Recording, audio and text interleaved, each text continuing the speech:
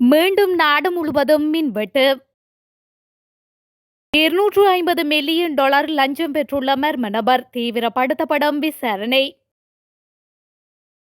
தையிட்டி விகாரையை அகற்ற முடியாது, ஒற்றை காலில் நிற்கும் அனுர அரசு. தமிழர்களை தையிட்டி விகாரையில் கை வைக்க விட மாட்டோம், எச்சரிக்கும் கொம்பன்பில. நாடு முழுதும் மூடப்பட உள்ள பல பாடசாலைகள், பிரதமர் எடுத்துள்ள தீர்மானம். முன்னாள் எம்பிக்களின் வீடுகளுக்கு செல்ல உள்ள விசாரணை குழு, சர்ச்சையாகும் மரகலைய இழப்பீடு. தையிட்டி விகாரையை உடைக்க திரளும் தமிழர் தரப்பு, அறிவிப்பை விடுத்த அடிக்கலநாதன். மின்சார தடையை தொடர்ந்து மின்சார விநியோக அமைப்பில் ஏற்பட்டுள்ள நிலைமையை நிர்வகிக்க இன்று மற்றும் நாளை ஆகிய நாட்களில் 1.5 மணி நேரம் மின்வெட்டை அமல்படுத்த இலங்கை மின்சார சபை முடிவு செய்துள்ளது. அதன்படி பிற்பகல் 3:30 மணி முதல் இரவு 9:30 மணி வரை தீவின் அனைத்து பகுதிகளையும் உள்ளடக்கிய பல பிரிவுகளில் இந்த மின்வெட்டு மேற்கொள்ளப்படும் என்று இலங்கை மின்சார சபை தெரிவித்துள்ளது. இதற்காக பொது பயன்பாட்டு ஆணையகத்தின் ஒப்புதல் பெறப்பட உள்ளதாக அவர்கள் மேலும் தெரிவித்துள்ளனர்.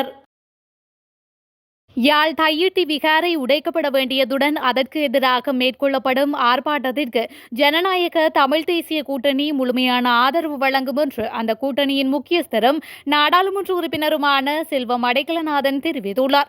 ஜனநாயக தமிழ் தேசிய கூட்டமைப்பின் பங்காளி கட்சிகளுக்கிடையிலான கலந்துரையாடல் ஒன்று வவுனியாவில் இன்று இடம்பெற்றுள்ளது.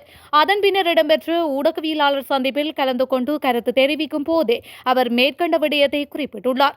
இது தொடர்பில் அவர் தொடர்ந்து தெரிவித்ததாவது, யாழ் தையிட்டி விகாரைக்கு எதிராக இடம்பெறும் போராட்டத்திற்கு ஜனநாயக தமிழ் தேசிய கூட்டமைப்பு முழுமையான ஆதரவை தெரிவிக்கும். அது உண்மையில் உடைக்கப்பட வேண்டிய விடயம். வடகிழக்கில் பிக்குகள் மற்றும் சில திணைக்களங்கள் நினைத்ததை செய்யும் ஒரு நிலை காணப்படுகின்றது. எனவே இந்த விகாரை உடைக்கப்பட வேண்டும் என்பதே எமது நிலைப்பாடு.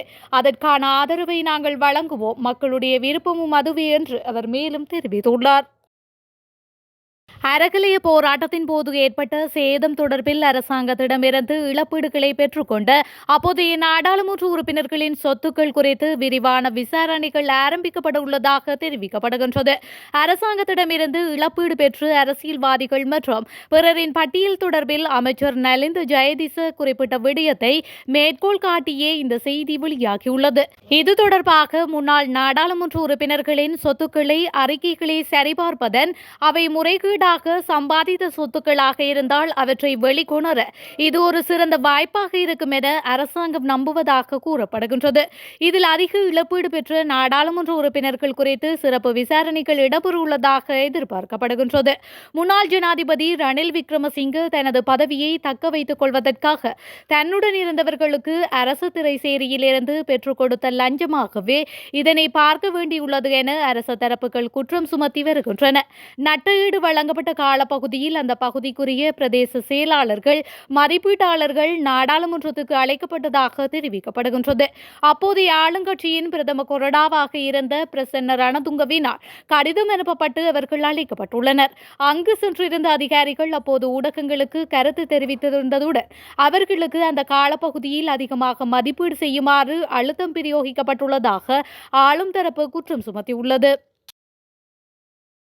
எக்ஸ்பிரஸ் பேர்ல் கப்பலால் ஏற்பட்ட சேதத்திற்கு இழப்பீடு வழங்குவதை தடுக்க உள்ளூர் அதிகாரி ஒருவருக்கு $250 மில்லியன் லஞ்சம் கொடுக்கப்பட்டுள்ளதாக எழுந்த குற்றச்சாட்டு தொடர்பில் விரிவான விசாரணைகள் தொடங்கப்பட்டுள்ளன. குறித்த விடயம் தொடர்பில் 2023 ஏப்ரல் மாதத்தில் முன்னாள் நீதியமைச்சர் விஜயதாச ராஜபக்ஷ இந்த குற்றச்சாட்டுகளை முன்வைத்ததுடன் லஞ்ச ஒழிப்பு ஆணைக்குழு மற்றும் குற்றப்புலனாய்வு திணைக்களத்திலும் முறைப்பாடு அளித்திருந்தார்.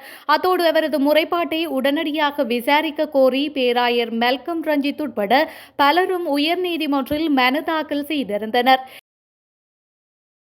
யாழ் தையிட்டியில் அமைந்துள்ள திஸ்ஸ ராஜமகா விகாரையில் தமிழர் கிழவரம் கை வைக்க இடமளிக்க மாட்டோம் என பிவதுர்கெல உரிமையவின் தலைவரும் முன்னாள் அமைச்சருமான உதய கம்பன்பில எச்சரித்துள்ளார்.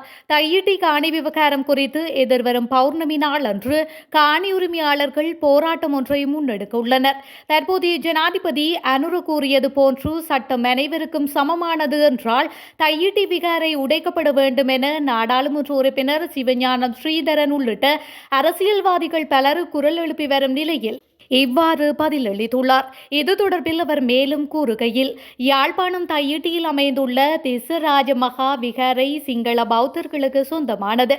இந்த விகாரை அமைந்துள்ள காணியும் தற்போது விகாரை நிர்வாகத்துக்கே உரித்தானது. எனவே இந்த விவகாரம் தொடர்பில் கதைப்பதற்கு தமிழ் மக்களுக்கும் தமிழ் கட்சிகளின் பிரதிநிதிகளுக்கும் எந்த அருகதையும் கிடையாது.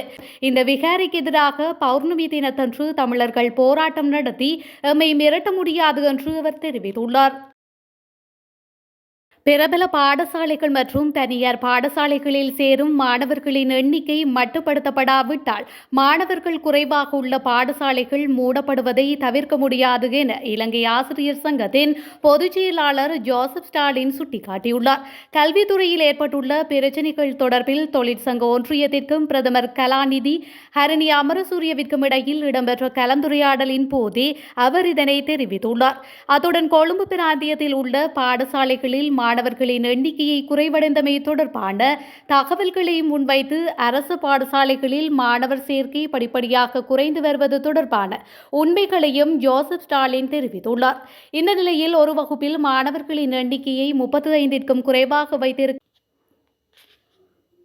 யோசனையை பரிசீலித்து வருவதாக பிரதமர் கலாநிதி ஹரணி அமரசூரிய ஆசிரியர் மற்றும் அதிபர்கள் சங்கத்திற்கு அறிவித்துள்ளார். அத்துடன் ஒரு வகுப்பில் உள்ள மாணவர்களின் எண்ணிக்கையை 35ஆக கட்டுப்படுத்தும் உயர்நீதிமன்றத்தின் தீர்ப்பு செல்லாது என்பது குறித்தும் இதன்போது கலந்துரையாடப்பட்டுள்ளது. தையிட்டியில் அமைந்துள்ள விகாரையை அந்த இடத்திலிருந்து அகற்ற முடியாது என புத்த சாசன சமய மற்றும் கலாசார அலுவல்கள் அமைச்சர் கலாநிதி ஹினிதும சுனில் செவனிவி தெரிவித்துள்ளார். அத்துடன் தையிட்டி விகாரை எந்த காணியில் அமைக்கப்பட்டுள்ளதோ அந்த காணி உரிமையாளர்களுக்கு மாற்று காணி வழங்க அரசு நடவடிக்கை எடுக்கும் எனவும் அவர் குறிப்பிட்டுள்ளார். இது தொடர்பில் ஊடகங்களுக்கு மேலும் அமைச்சர் கருத்து தெரிவிக்கையில், நாட்டில் அமைந்துள்ள எந்த மத தலங்களையும் அகற்ற முடியாது. அது மத ரீதியான இன ரீதியான வன்முறைகளுக்கே வழிவகுக்கும். மத தலங்களை வைத்துக் கொண்டு அரசியல் செய்வதை கட்சிகள் உடனடியாக நிறுத்த வேண்டும். தையிட்டி விகாரை அமைந்துள்ள காணி உரிமையாளர்களுடன் வடக்கு மாகாண ஆளுநர் ஏற்கனவே நேரில் பேச்சுவார்த்தை நடத்தியுள்ளார். அவர்கள் இணக்கமான தீர்வுக்கு வர சம்மதம் தெரிவித்துள்ளார்கள். பலர் மாற்று காணிக்கு சம்மதம் தெரிவித்துள்ளார்கள்.